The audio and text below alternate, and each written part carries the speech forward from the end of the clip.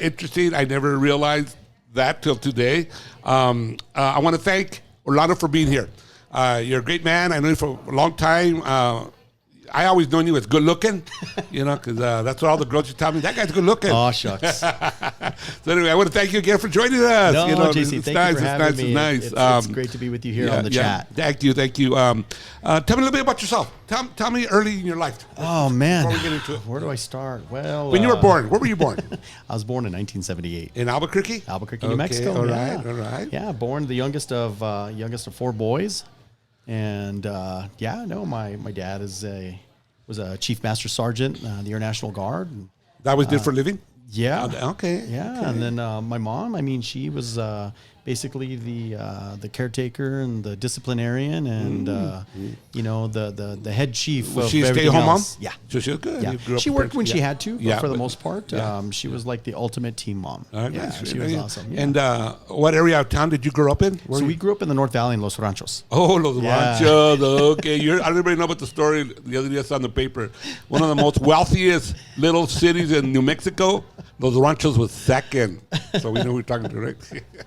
Well, you know what? Like I said, my dad had been there for years and years, and the families and the generations of different families that grew up there. I went to Los Ranchos Elementary School. I went to Taylor Middle School. So, that's my hood. Valley High School? No, I went to Cibola. Cibola High School. That's what that area. Okay. Went to Cibola. My 3 older brothers went to Cibola, and I had to finish off the tradition. Nice. And as you were growing up, going back a little bit, but you were an athlete? Yeah. So growing up, all 3 of my brothers were exceptional athletes, and I obviously followed their footsteps. Mm-hmm. They were incredible in each of their own sports. My brother Carlos was an amazing football player. My brother Anthony was the baseball player, and my brother Robert was a 2-time state wrestling champion. Really? Yeah. Are you the youngest of all 4? I'm the youngest of the 4. Okay. Yeah. So growing up in that household was never a dull moment. Never a dull moment growing up in the Marquez house. Yeah. But thank God you didn't have a sister. Oh man, you know what my mom always said. She's like, she's so glad that she had boys because she's not sure she could have handled the dramatics of girls. Yeah, especially maybe after you, because the baby. Yeah, so interesting. Well, good. Well, I've known you probably. I think we're talking about 8 years now. You think right around there? And, I think you moved back from Vegas. We'll talk about that in a minute. Yeah. I know I met you through Brian Colon. What a great man, good man. And you were introduced as a mariachi. I think you were. Yeah. So it's funny. Brian is the great connector of so many people, and he's created so many relationships. And that man, I could spend a whole show talking about that man right there. Brian Colon is a dear friend for both of us. But introduced us. I remember, your mom was ill, and you'd mentioned that at some point. When the time comes, you'd like mariachis, and it's a beautiful, beautiful tradition. Yeah, and you did, and it was beautiful. Because my mom was a musician herself. Yeah, she sang a few times with mariachi, so it was just it was fitting at the end that you guys sent her off. It was nice. It was so nice. Thank you for that. No, it was an honor to do so, and it's amazing because when you talk about mariachi music, we truly are. The soundtrack of people's lives. We play at weddings, at baptisms, at funerals, at so many different things, milestones in people's lives. And, it's when you really think about it, it's a unique and beautiful tradition that we're able to be a part of. Yes, you are. Being that the Latin background that we all have. We don't have to be Mexican. We could be Spanish American, and you all same culture, same music. We enjoy all that. Oh yeah, we've embraced that music and culture as our own, and we've inputted our own little twists on it. And well, let's go back to the day that you became a mariachi at that time. Just tell me the story of how it all became. Wow. So, we were kind of touching base on this earlier, but it was an interesting time for me. I was at New Mexico Highlands University, trying to play baseball. And, my neighbor in the dorm was a mariachi player. I guess they had high school mariachi groups. I'd never heard of that. And I was like, wow, high school mariachi groups. I'd never heard of that. And I just became really entranced with the music because, growing up, you always hear, the traditional songs you hear at all the events and stuff like that, but they were playing things I'd never heard before. And it just captivated me. So before you knew it, I started hanging out more, and they threw great parties. Let me tell you, ever been to a mariachi party? This is at New Mexico Highlands University. Okay. If you ever been to a mariachi party, those are pretty fun. But no, I just had a great time. I just fell in love with the music on a whole different level. And, before you knew it, a couple of cocktails and the college experience. Next thing you know, I'm singing. Didn't even realize I could sing. And one day my cousin Amanda, she goes, you know what? You don't have a bad voice when you're not being kind of ridiculous. And I was like, oh, okay, cool. So, do we send a link? Or how do we? Let me see here. People listening to us or hearing to us? Yeah. Because again, I'm not kind of trying to look for the chat here. Because I'm not very what's the word I'm looking for? Suave when it comes to. Yeah. Okay, oh yeah, here we are. Oh yeah. So what we can do is share this. Share that now. Share now. Okay. Post it. Good deal. Yeah. So yeah, you know what? It just I just became entranced with the music. Next thing you know, my cousin convinced me to sing at my brother's wedding as a surprise to the family. Never done anything like that before. Had no musical background, and at first I didn't want to because it's like, hell no. My brothers are sarcastic. They're roasters. Like, they'll make fun of me. I'm like, there's no way I'm doing this. But nothing like a little bit of liquid courage.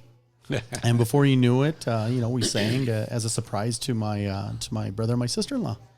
And that just kind of kicked off the career. And next thing you know, the director of the university mariachi program had heard about it and asked for me to join the ensemble. And I didn't play an instrument. I've never played before. I had no idea what I was doing. And he really changed the trajectory of my life because he just welcomed me. Didn't matter if I didn't have, a background in music. He was willing to guide me and teach me. And I will always recognize Mr. Jimmy Ledger from New Mexico Highlands University for doing that because he really did change the trajectory of my life. Mm-hmm. One of the angels in your life. An angel in my life, nice. A game changer, There you go. There you We'll go. talk about that later. But no, Jimmy Ledger, he was a pioneer in mariachi education here in New Mexico and, created the first university mariachi program in the state of New Mexico. And just a phenomenal educator and a great man. Right. And, I owe so much to Mr. Ledger, and I try to. And what instrument did you end up? I started off with a guitar. A guitar. Yeah, I started playing the guitar, and before you knew it, I was just going to mariachi conferences, and I was hooked. I got the fever, as we say in the mariachi world. I got the fever. Yeah. Where did you get your first mariachi outfit? The trajes, the traje de charro. What you call them? The traje de charro. Yeah, the traditional mariachi uniform. There was basically a tailor in Juarez called a sastre. And, he handmade my first suit in Juarez. So I had to go to Juarez to go get fitted. I'd never been to Juarez before. But, went to Juarez, got fitted for my first traje, and then... The rest is history. How many do you own?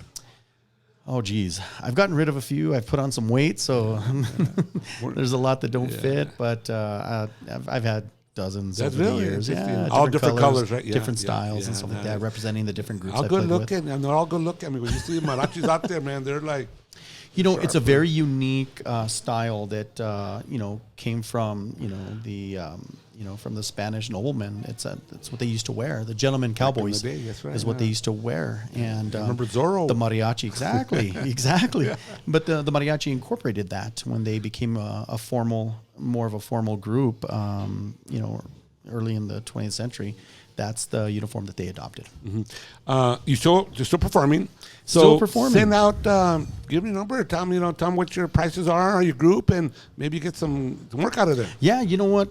Contact me directly. You can reach out to me here on Facebook. But if you have, needs for a mariachi, we have a full mariachi, offer a trio, and if you just want me to come and serenade, like every Mother's Day, as a as a tribute to my mom, my late mom who passed away, I do Mother's Day serenatas. So.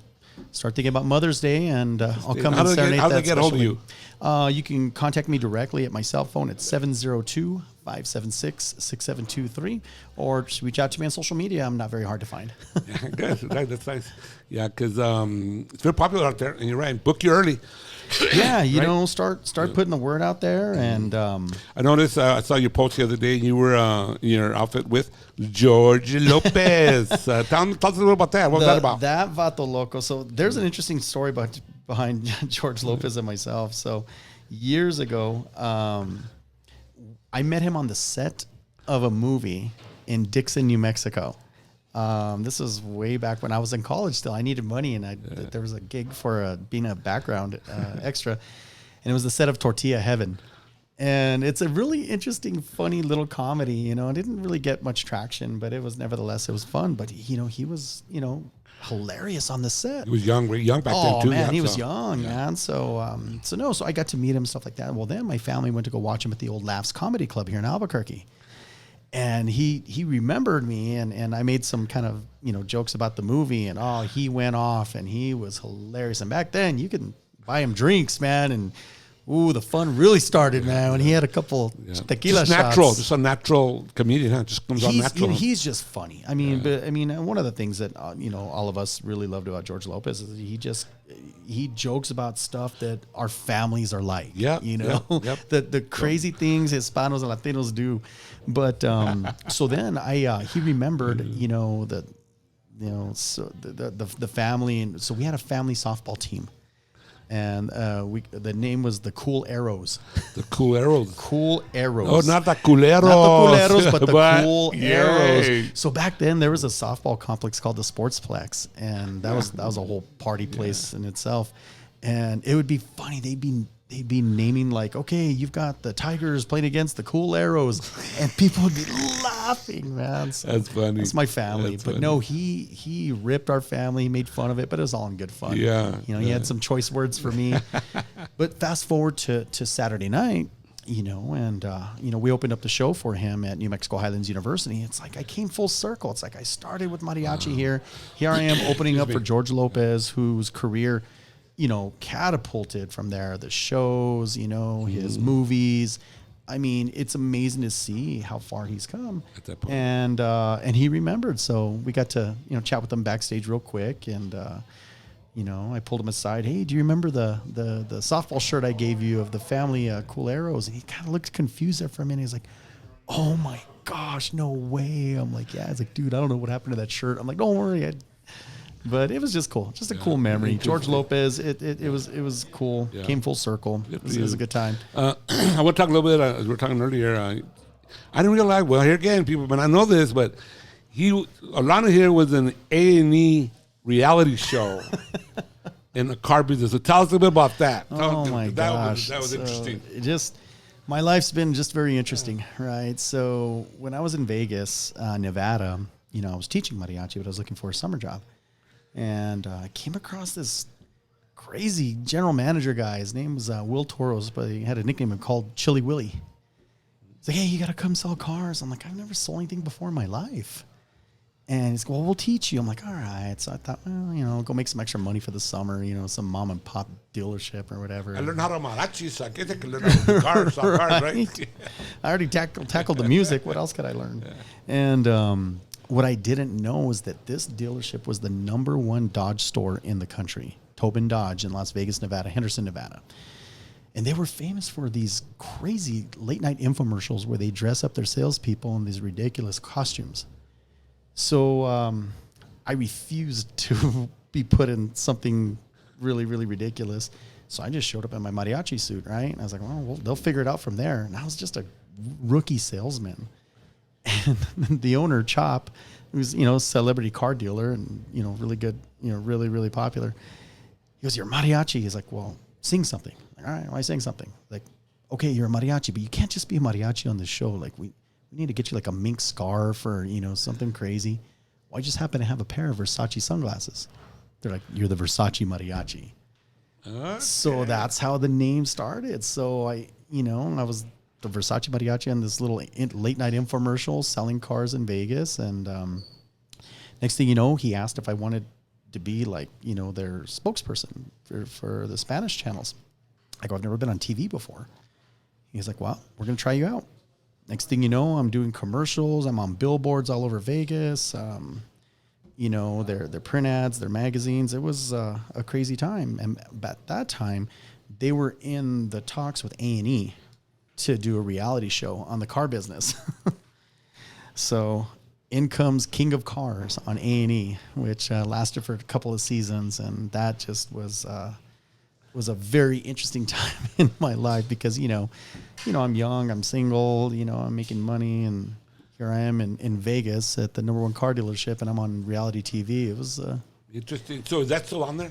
Can we find it? Oh yeah, I'm sure you can find it. King of Cars, yeah. King of Cars. We only lasted 2 seasons, but nevertheless, I have to admit the lessons I learned in terms of sales. I mean, that was a complete boot camp for sales, and to this day, they're the top dealership year after year, and it's a testament to the amazing culture that Josh Tobin, Chop Tobin, built over there at the Tobin franchise, and to this day, I apply sales skills that I learned at Tobin Dodge. Right.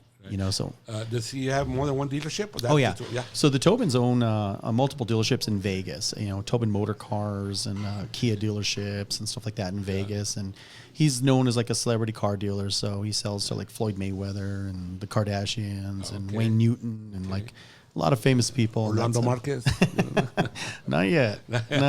So I need to go back and buy a car from him though. It's just like, hey, Chop, you got to hook it up, buddy. Right on.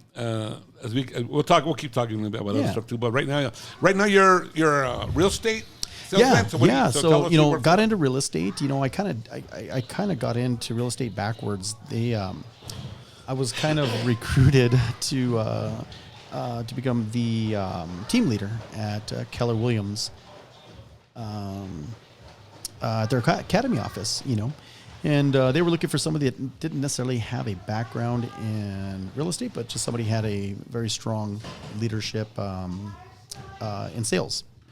And I came in a leadership role, and after about a year of that, I just felt that it was a little bit more my cup of tea to get into production. So I got my real estate license. And how long have you been selling real estate now? About 4 years, almost 5 years now. Yeah, it's gone by fast. Good for you. It's gone by fast. Yeah. And do you have houses listed right now? Yes.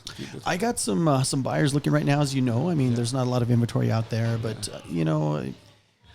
it's so interesting, the real estate market, especially here in New Mexico. I mean, you hear so many different things, and people are posting a lot of different things on social media. At the end of the day, look, people are always going to need to buy and sell houses. Mm-hmm. My job is just to help navigate you through the whole process. Right. And one of the things that I pride myself on is like there's some great realtors out there in the Albuquerque area. Some of them are my very good friends. But with me and with any real estate agent, when you're looking at buying or selling property, it comes down to resources. Yeah. And I pride myself on the resources that I offer my clients, that go far beyond real estate. For anyone out there that's listening to the background, we're here at the Hydro Bar, and this is a happening place. So if you guys haven't been to the Hydro Bar, I mean, I highly recommend you. Not only are you going to get amazing water, that's great for you. It's just a cool environment. Like you come in and people know the owners, Tim and Julie Baca and Timothy. It's a family-owned business, and we're grateful for them to letting us, And you hear them in the background. Yeah, you can hear you can hear them in the background. You would think they're at a bar, or they are the Hydro Bar. The Hydro Bar. But no, highly recommend. If you guys are listening out there, come by, say hi to Tim, Julie, and Timothy here at the Hydro Bar. And change your water, change your life. That's right.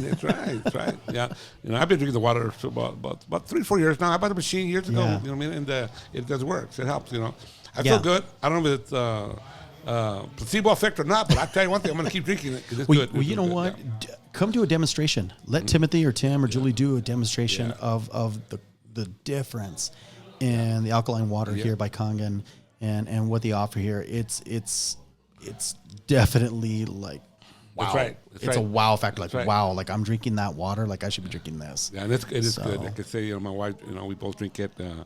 She's doing very well. She had her knee operated on, knee replacement. Oh, wow, I didn't know that. Yeah, and it helped with the inflammation. She was drinking, we're drinking the water, taking water from here, like taking it. Then all of a sudden I quit coming over here to, and then life happens. I heard her again. She goes, what happened to that water you were bringing? I go, it helped you? She goes, yeah. So I purchased a machine. I go, it's here at the house. So we, that'll be the next step. Get a machine, and he has a good monthly plan. I mean, he has a very good monthly plan. They have options. They have all kinds of different options. I know a lot of businesses that they offer this water. And Tim and Timothy and Julie have just been amazing at promoting this, and because at the end of the day, they're promoting health, and that's what we want. When you come in, doing just say something good. JC Lopez and Orlando Marquez referred you.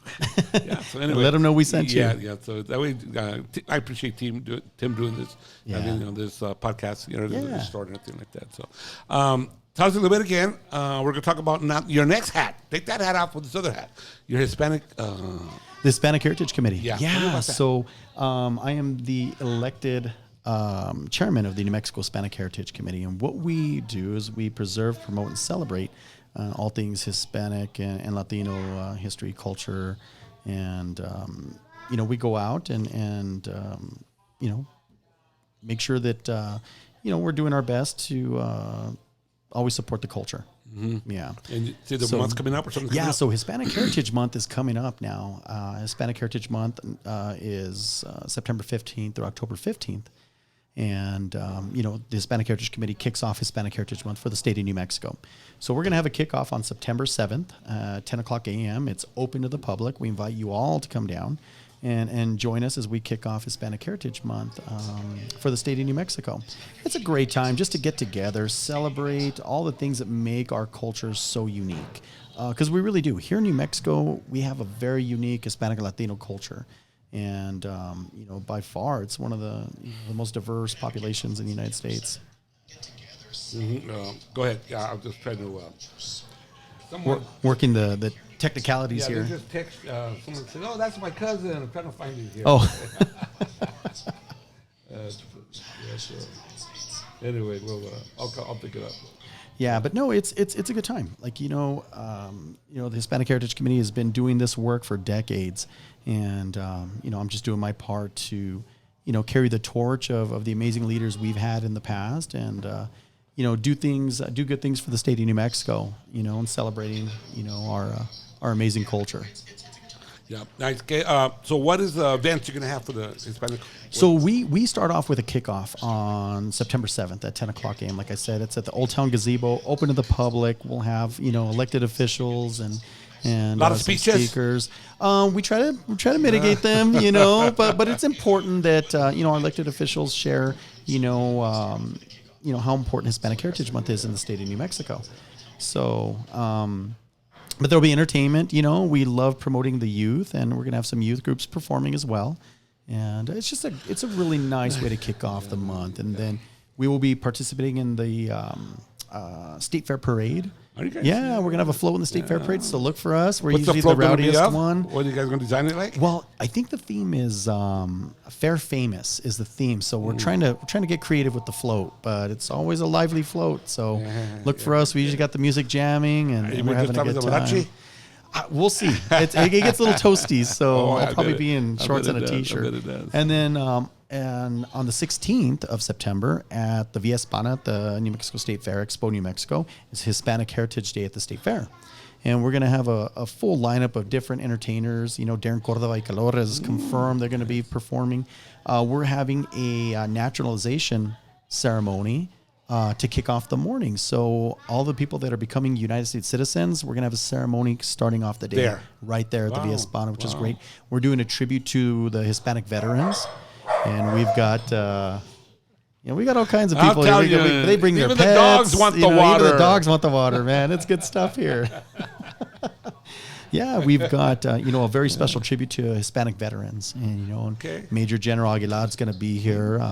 Colonel Vargas is going to be speaking. Ralph Arianes is a board member, and longtime Hispanic advocate. Yeah. We'll be doing a very special treat to Hispanic veterans. Good for him. Yeah.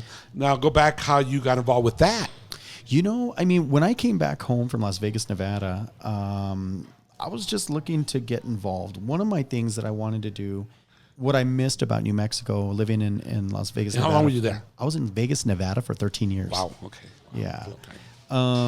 One of the things that, speaking of Ralph, he's calling me right now. Hey, Ralph.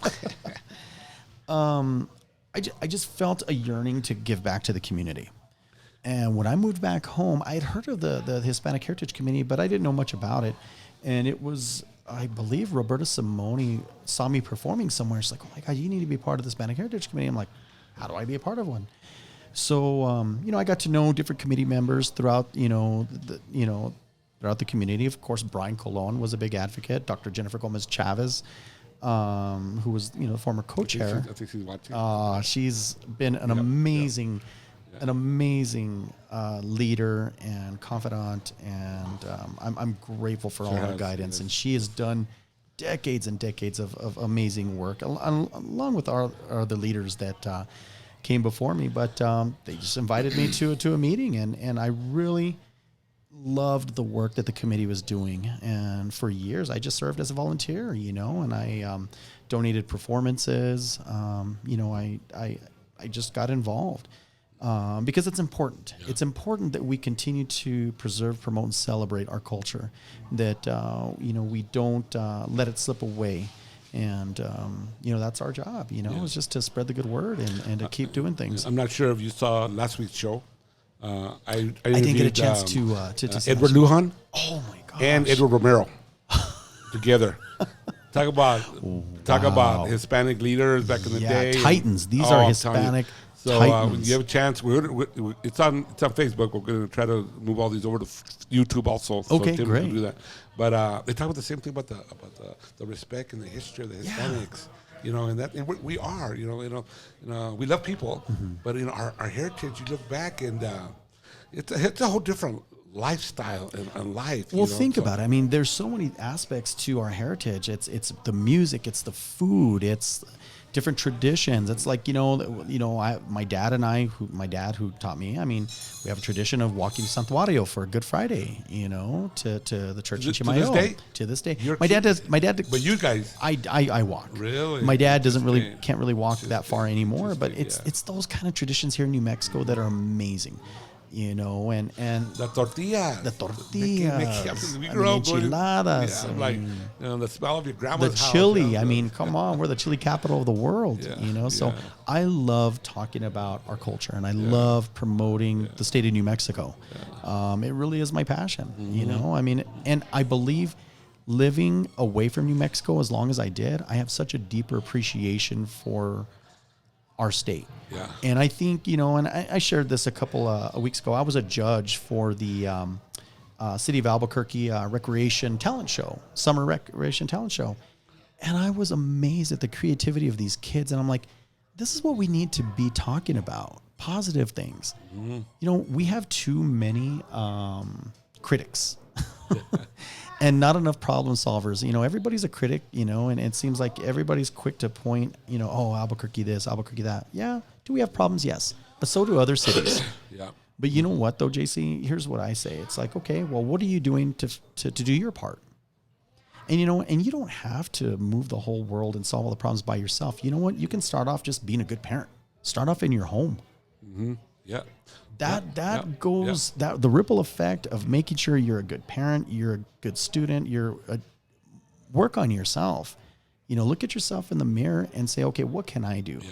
And excuse me, like you said, Albuquerque is a great place to live. We all know that, right? You got your critics, you got your negativity. Oh yeah. But all in all, I'm going to say probably 90% of Albuquerque is doing well. And their kids are doing well, but we don't read about that. We don't see it, but it's there. We only read about stuff goes south, it goes bad. And I look at it. We have the best city. That's a secret. I don't want that many people coming here. I don't want it to be a Denver, a Phoenix, an LA. In reality, I mean, this is the best place to live. And of course, we have our problems, but you know what? Problems are, they're confined to certain areas. You have problems in every city. Yeah. And that's the thing. And I mean, there are things that we all need to do to make a difference. And that's all I'm trying to do. Yeah. In my own way, it's just to, be a good father, raise my kids, and, be a good citizen and try to give back in the different ways that I can. Right. So, I mean, we're on the same page there, buddy. We're on the same page, and like I said, I mean, get involved, don't sit on the couch. Don't be just, social media. Do something critic. good and do pass it on, good, and pass it on. Just keep going. And I see a lot happening like that. I really do. I see a lot of good things happening in Albuquerque. I really do. So there's a lot of great things, and the future's bright. I think there's a lot of good things that Albuquerque and the state are are doing, and we just need to focus on the positive. So what do you see your future like? What do you see yourself? How old are you right now? I'm 45. What do you see yourself at 55, buddy? I can't believe I just said that publicly. What do you see yourself at 55? If you could see the future. My gosh, at 55, my priority, my whole world is always my two kids. How's the youngest? My youngest is 13. So he'll be 23. So in 10 years, they'll be so he'll be 23. My daughter will be 25. My hope in 10 years for me is that, my kids are doing well with whatever they decide to do. I provide avenues for them, but whatever they decide to do, I want them to be happy with the life they're choosing. Dad's, God willing, always going to be there to help them. But, Dad's there. And for me, I want to, just leave a lasting mark and somebody that's just, always willing to help his brother out. And when I say brother, like you, Friend, like a friend, like an hermano, you know what I mean? Like, I just want to be somebody that, took care of his family, took care of his kids, made sure they were straight and gave back to his community. And that's really, all I really that's one ask thing for. about our future. We never know what the future is. If you'd have told me 10 years ago that I'm going to be doing a podcast show, I'd say, what is that? You were like, what's a podcast? What's a podcast show? I have no training in this, as you guys can tell, but it's fun. And we've always talked to people. Yeah. All we have now is a couple of cameras and a couple of earpieces. And we're doing what we do. And you never know. Some people might want to chime in and hear what we have to say. And that's a blessing, And if we can somehow connect with people and maybe make a difference or maybe connect in some way, we're all for it, But at the end of the day, JC, in 10 years, I hope to be still doing well in real estate. I have some very lofty goals. There's some very, very big projects that I have on the horizon that hopefully will come to fruition and be that game changer for me. There you go. I know we've got a few people watching and live. Oh, so cool. if you guys want to text me or Orlando, got any questions, I'm sure he'll answer. If you got any questions for Orlando here. Yeah, chime in. One of the fun parts about doing stuff like this live is that, if there's, anybody who wants to say hi or questions. Or here, who said here, Gloria Estrada? I don't know, Cynthia Borrego. Oh, yeah. The Honorable Cynthia Borrego, our former councilwoman. Aaron Montoya, Rick Chavez. Good stuff. A lot of friends and family. Yeah, so good. So anyway, a couple more questions that I have for you since we're here. You're telling me that you were an athlete. You were at Cibola? You were a wrestler? Yeah, you wouldn't think so. I mean, based on how I golf and how I how I play now. But no, I mean, growing up, I was very fortunate that my brothers were amazing athletes, and I had them to look up to, and I'm very, very proud of. Because you were coached by two Hall of Famers. I was very fortunate to be coached by two Hall of Fame coaches. So Joe Vivian was my wrestling coach, my first wrestling coach in high school. And then Bill Gracie was my baseball coach, and what know them both well, and they are good coaches. They deserve to be. Oh my gosh, New Mexico Sports Hall of Fame. Bill just got inducted, I think, this past year, and I remember him playing for West Mesa.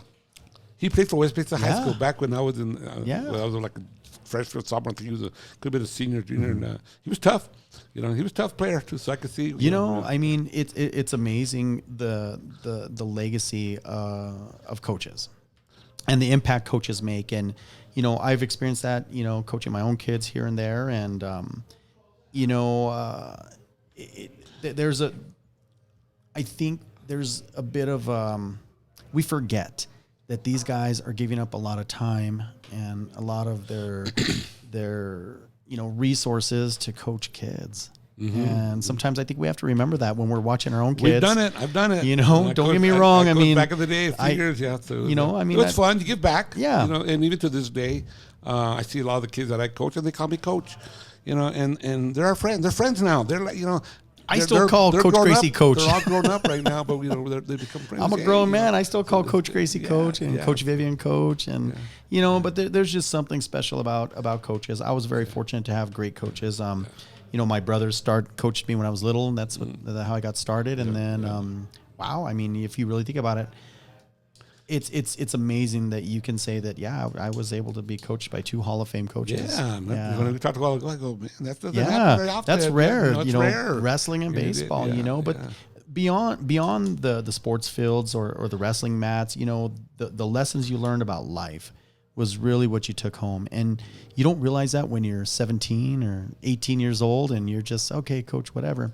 That doesn't hit you until you get, older in life, Right. and you realize, wow, True. like Coach Vivian, man, that really hit. Or Yeah. Coach Gracie, like crazy, Ron McMath was also my wrestling coach too. And he's the athletic director at Volcano Vista.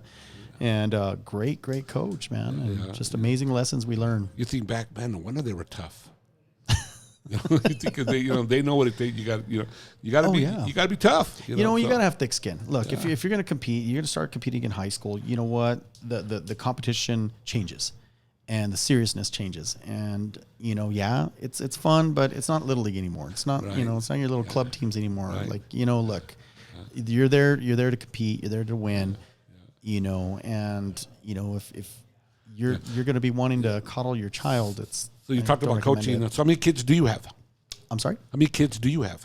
I have 2 kids. You have 2 kids? Yeah, and, my daughter, Celia, is 15. She's a sophomore at Cibola High School. And she's an athlete? Yeah. Yeah. She just made the JV volleyball team.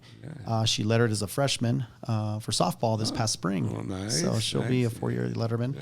And she just has it. She And your always has son been. also? My son, 13 years old. He's playing young. football right now. Okay. He's his first year playing tackle football, and then baseball. He's got a huge love for baseball as well. So Nice. it's a good time. In fact, he has a game tonight at 8:00. So So their daddy got to be there. Yeah, You and that's know- what they see. You support your kids. And that's one thing that you do is you want to watch your kids.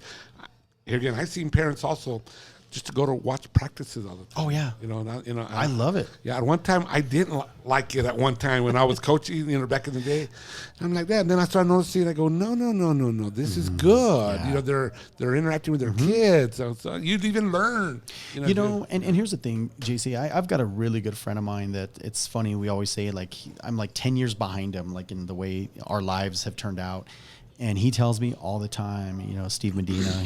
He tells me, dude, cherish every second. The car rides in the morning to school, the little moments, because before you know it, they start driving. Before you know it, they're out, and it's just like over.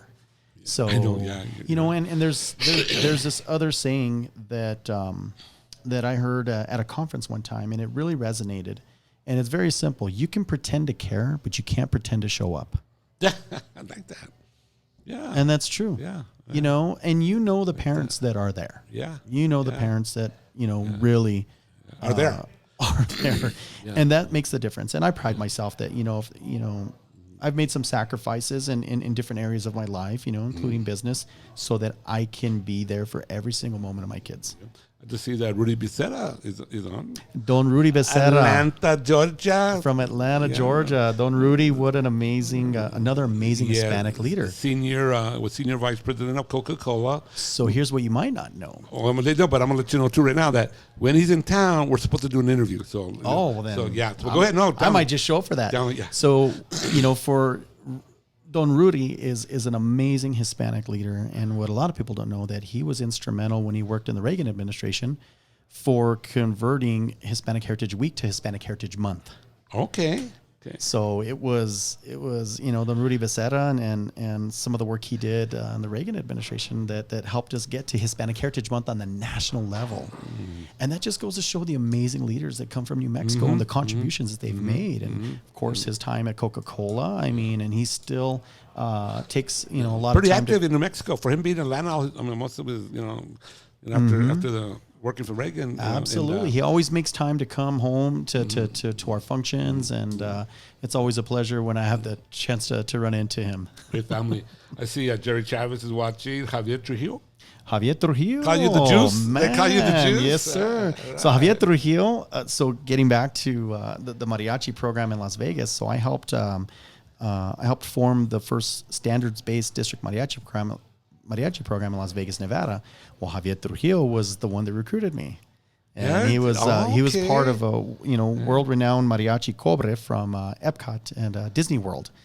And him and I and a couple of our buddies sought out to create this mariachi program from scratch. And to this day, I think there's close to 30 mariachi instructors in Las Vegas, Nevada.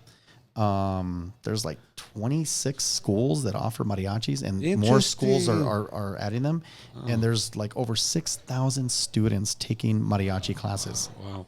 You got Heather Velasquez? Heather Velasquez Yeah. and Looking forward to Hispanic Heritage? Senora Nuevo Mexico. So her and the other reinas are going to be joining us for the Hispanic Heritage kickoff. Nice. Yeah. I got a Matthew Hugh, Joe Mares.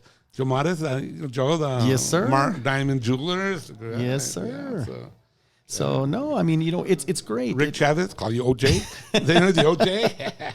So my growing up, and oh gosh, here's another funny little story. So when I was, I think, about to be born, or I can't remember how it worked out, my mom told my older brothers, because they're quite a bit older than I am, hey, you can name your little brother, but the only stipulation, it's got to be a Spanish name.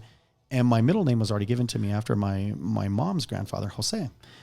So my brothers, back in 1978, there was a guy named, O.J. Simpson was really, really good. They named me Orlando so that they can call me OJ. So my name's Orlando Jose. That's where OJ comes from. That's where it comes from. So growing up, being an athlete, I was OJ Aaron Marquez. Montoya? Aaron Montoya, my brother, my hermano. Yeah. Gloria Estrada. Yeah. Montoya. So you got good followers. yeah, buddy. you know what? Hey, Javier Trujillo, 8,000 students. so now there's 8,000 mariachi students in the Clark County School District, and it started just with with a dream. It was just God. When I look back at it now, we just celebrated 20 years. 20 years since that program started, and Javier was instrumental in guiding that program, and it was amazing. And you talk about where I want to be in 10 years. One of the things I've wanted to do since I moved home, JC, is to reciprocate that here in Albuquerque. To create a standards-based mariachi program on a district level. And there have been some great attempts and some good programs going on right now, but You're young. There's a lot of time. There's a lot of time, and I think it's long overdue that Albuquerque, becomes a major player in the mariachi education realm, because we've got incredible talent here. We've got amazing people doing things in the schools.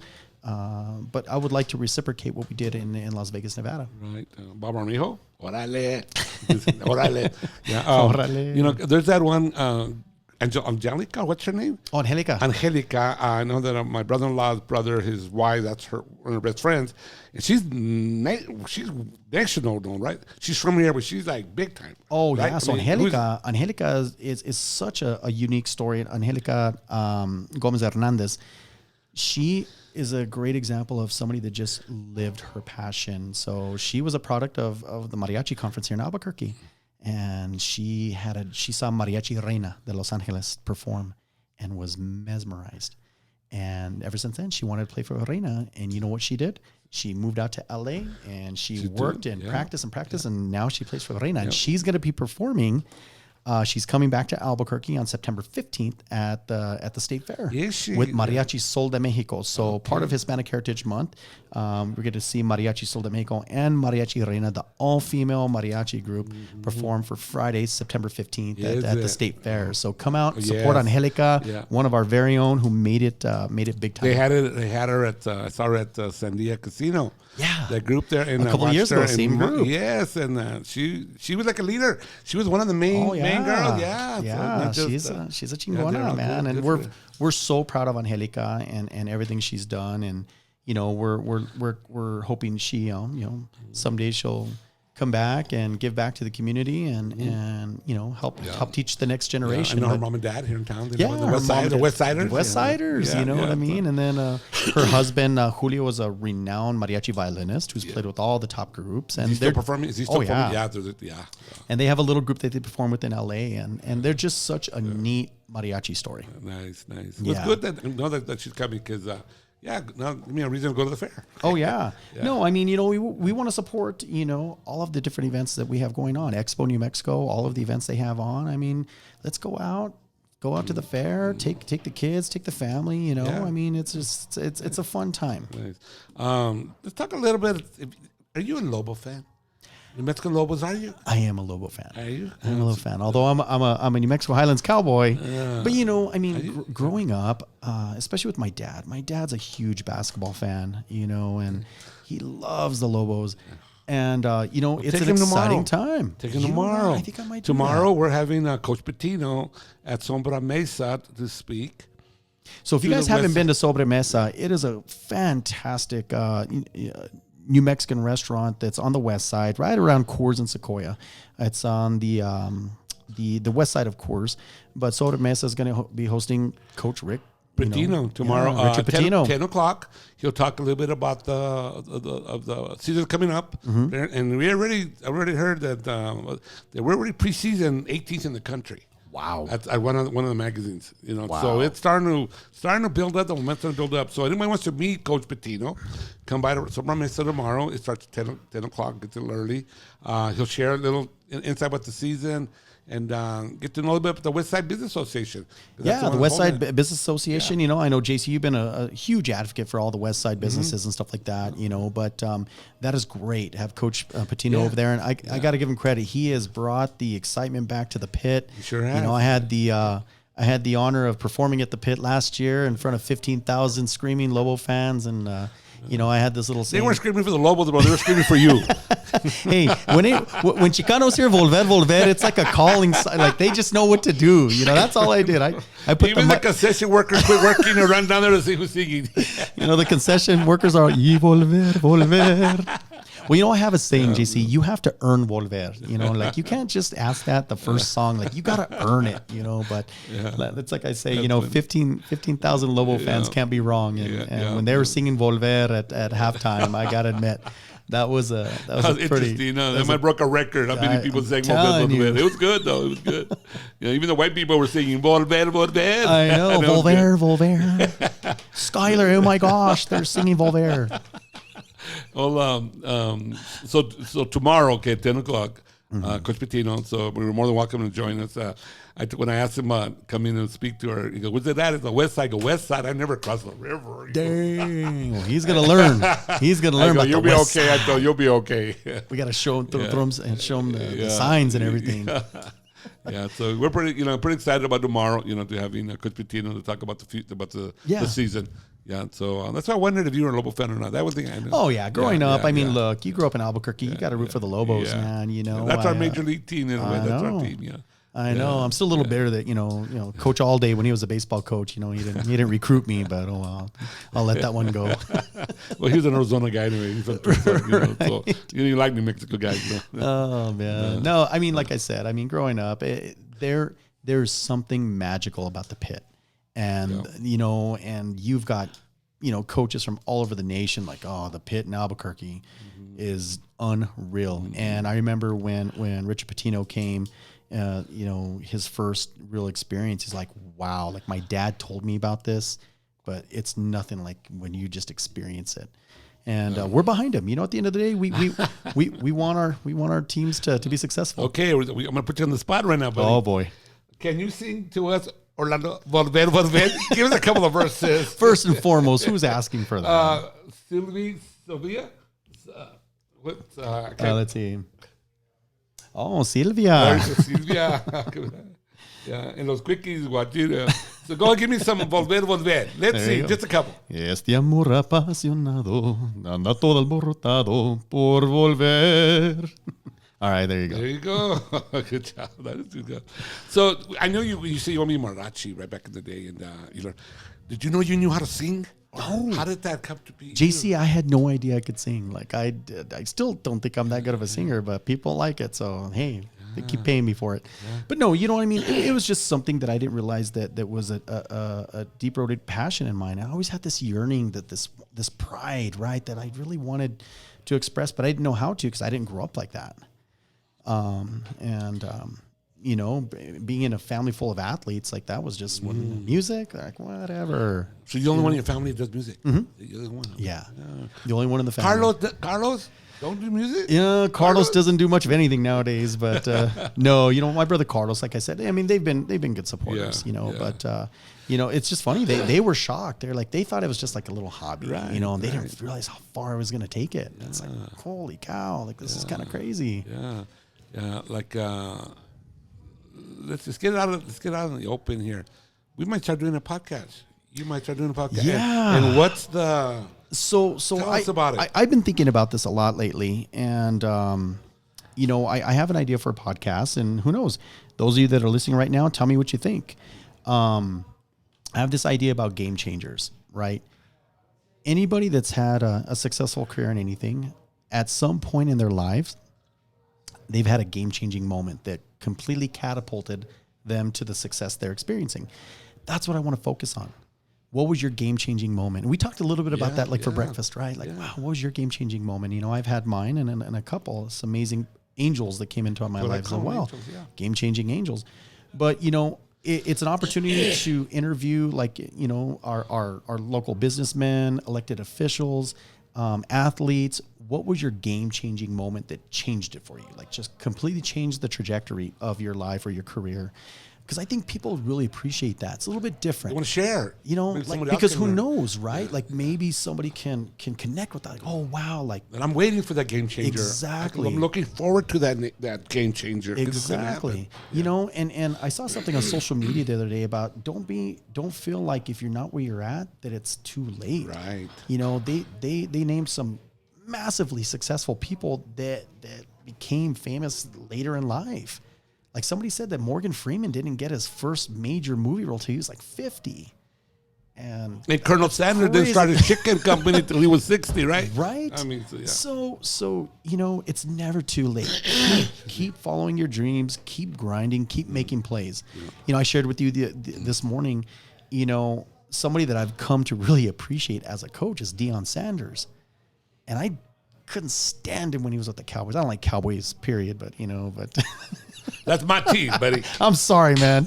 No, but you know what? But I couldn't stand him. He was a great athlete. I just didn't like the showboating. But as a coach, wow, he is inspirational. And one of the things Deion Sanders says is just keep making plays. If you're not starting yet, keep making plays. If the spotlight's not on you, keep making plays because eventually you're going to get your chance. Just keep grinding. And it just makes sense. You can apply that to business. You can apply that to music. You can apply that to, any aspect of your life. Whatever you're passionate about or things that you're trying to accomplish, just keep grinding. Don't give up. I think you mentioned saying that his best plays were in practice. Yeah. So Deion Sanders says, you know what? People talk about my best plays ever. It wasn't what you saw on TV. It's what you didn't see. It was on the practice field when I was grinding, when I wanted to give up, when no one was watching. Those are my best plays. And that relates to business, to life. To business, to life, to sports. People see, the posts on social media. They don't see the late nights. They don't see the sleepless nights. They don't see getting up in the morning, and grinding, before anybody can see you. It's just keep grinding. Yeah, before you put on your makeup. Or your filters. Nowadays we have filters. Excuse me. That's funny. Yeah. Orlando, I know we could be talking for a long longer. We can do that. So, I think it's what. So, anything more on your mind that you want to share with us? I mean, we could talk forever. Really. I know. There's one thing I can do. I can talk. Just give me a mic. I'll do the rest. But no, at the end of the day, like I said, JC, thank you for having this podcast. I think it's great what you're doing. We're promoting a local business. The Hydro Bar, Tim and Julian, Timothy, family-owned business. Come and stop by and support the Hydro Bar. Come and get some water. I'm going to fill up here because I got to get healthy. Put on a little weight, so I got to. But no, thank you for everything you do in the community, JC. I mean, you've been a huge community advocate for so many years. I'm grateful for your friendship, your guidance, and your leadership in the community. And we love what you do. Thank you so much. And it's not that I try just normal stuff. You don't have to go out of your way to be nice to someone. Yeah. just go out there and then they pass it on. One thing that we're talking about the kids, I want to plug my businesses that my kids have. Absolutely. So for example, my oldest son JD, they have Jungle Jam. Indoor playground, the trampoline park. They're on Coors and right off Paseo del Norte. So Jungle Jam for the kids. Great spot for kids. I've taken my kids there. So if you're looking for a place to take your kids, take them to Jungle Jam right off of Coors and Paseo. It's a great spot. So that's for the kids. And then my other son, Jeremy, we have Minuteman Design Center. We finish kitchens, store furniture. I don't know, I've been doing that for 40 some years. But we also cater to the adults. We have a cannabis store.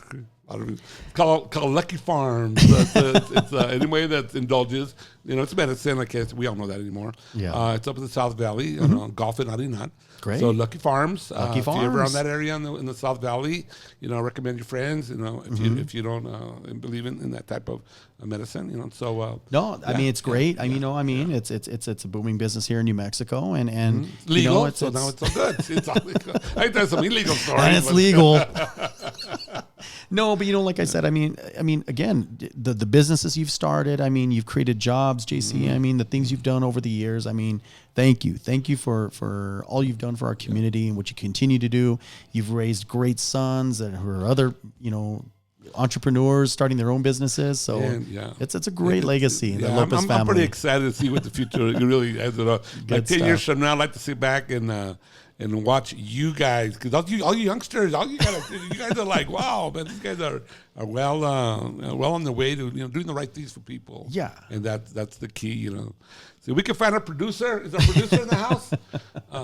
He's selling water, selling a machine. Mr. Baca in the house. Because I want him to get on the air too. That's right. Let's have Tim say a couple of things real quick. Yeah, I think he's outside yet. So, yeah. What? Just waiting for Tim. Did you ever think, when you were younger, that you were going to do what you do in your life? You ever had I'm going to do... my life is like, the Odyssey. Like I've had a very extraordinary life and done things. I've done a complete 180 what I thought I was going to do in life. But I don't regret 1 second. Yeah. Julie, this is Julie Baca. I'm going to put her on the air for a second. She's going to talk a little bit about her water store. Come here. Oh, there we go. Here we go. We got to bring in the madrina. Hold on, you're still connected, JC. Oh my God! Okay, don't mind us for having some technical difficulties here. Okay, what do we do? All right, the madrina. We're promoting you and all the businesses and the things that you do. Oh, nice. Okay, so we're here at the Hydro Bar, 7400 Montgomery Northeast. We are a water share store, so people can come in and get a membership and drink some amazing water. Great stuff. Yes, stuff. It now, what makes the water so special? Well, it's a living water. So the water hydrates you completely. It doesn't make you feel waterlogged or bloated. It just hydrates your organs, your blood, your joints quickly. Good stuff. Yeah. Good stuff. And your husband created this little room for podcasts and different kind of things. And I know we've had different things here before, but we love what you're doing. Thank you. We love what you're doing. We welcome people. I've mentioned this on my podcast. It's called Happy Hour at the Hydro Bar. People are welcome to come and do their own podcast. Yeah. It's fun. There's so many different types of people who have so many good stories. You have a great story. I heard it today. I do my podcast just to network and have fun with my friends, get to know the community, so mine's not scripted. It's just we talk about whatever. But sometimes I feel when it's not scripted, that's when it's real. You know what I mean? You're not following a script. Oh, the conversations it's just we have. You never know where it's going to go. And it's about everybody. And it makes it fun. You're a father, so you have 2 kids. We talk about, men raising children, women. It's everywhere. Yeah. Well, that's great. So how often do you have your podcast? Every Thursday. Every Thursday at 3:30. Yeah. Great. So those of you out there listening, tune in to Happy Hour at the Hydro Bar with Julie Baca, and she always has an amazing set of friends that come and join, and it's like a much better version of The View. Yes, a local The version. local, better version of the Albuquerque View, the version. Albuquerque version. Well, great. Well, thank you for having me, Julie. Like I Thank said, you. We I was really telling appreciate JC, you. I'm grateful to you and Tim and Timothy and all the things you guys are doing in the community as well. I mean, it's not just at the Hydro Bar, but all the things you guys are involved with. I see you guys on social media, and it's just great. You know, Well, and it's a slow process. I mean, we've been in this store for 5 years and going on our 6th year, and you know, people are the buzz is going. You know, people are learning about the alkaline water and well, I was telling JC, when you come into the store, it's such a neat environment. You know, Yeah. people know each other. Hey, what's going on? It's just like, I mean, I want to come here and hang out, you know, and we do have and people. it's neat. Yeah, So it's fun. if you haven't been to the Hydro Bar, you know, come by, check it out, drink some amazingly healthy water, and the have a good first time. 2 gallons are free. So Oh, see that it's I didn't like, know. how See, can there you not go. be getting free That's water? a win-win. Yes. First 2 gallons are free. Yeah. So, yeah. Well, thank well, good you. stuff. Well, thanks for having me today, and Of JC, course. of course, and Tim and the crew. But I enjoyed being with you guys here at the Hydro Bar. So Yes, thanks. we hope to have you here again. I hope you start your own podcast. Yeah, well, we're in the works. It's in the works. Yes. I got to run it by the producer there. Oh, he's easy. Thank you, Orlando. Great, thanks, Julie. Bye. Well, thank you, everybody. JC, you going to sign us off here, buddy? Okay. I'm all about the Can't improv. beat that. Well, how did it feel doing your first show? Oh, wow, I mean, it's You were easier a than I natural- thought. You were natural, bro. It was good. Huh? Yeah. So, again, Yeah. thanks again, everyone. Thanks for joining us. I'm JC Lopez from The Chat with JC Lopez. Maybe we'll change the name. I don't know. So, anyway, thanks again, Orlando. Thank you, everybody. Had a great time. a.k.a. Versace Mariachi, if I said it right, and a.k.a. good looking. I would X that one out. Thanks again. Thank you, guys. All right. Have a great one, guys.